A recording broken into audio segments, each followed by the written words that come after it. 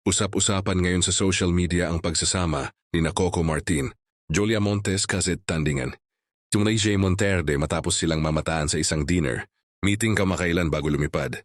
Patungong Spain, ayon sa mga nakakita, tila seryoso at masinsinan ang kanilang pag-uusap, dahilan para agad itong pagdudahan ng fans bilang paghahanda sa isang malaking proyekto.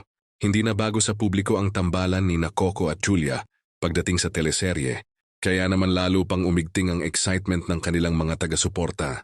Marami ang naniniwala na may kinalaman ito sa inaabangang bagong serye na Sigabo na matagal nang pinag-uusapan online kahit wala pang opisyal na detalye mula sa production.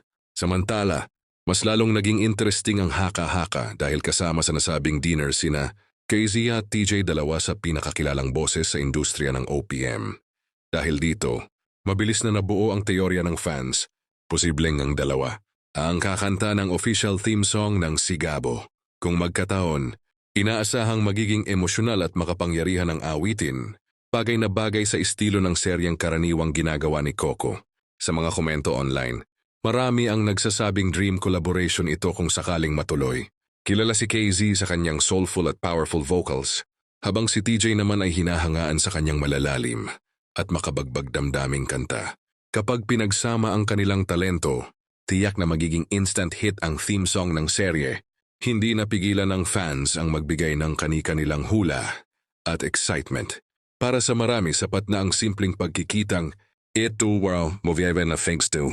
May malaking pasabog na paparating. Ngunit isang bagay ang sigurado, anumang proyekto ang kanilang binubuo, siguradong aabangan ito ng publiko.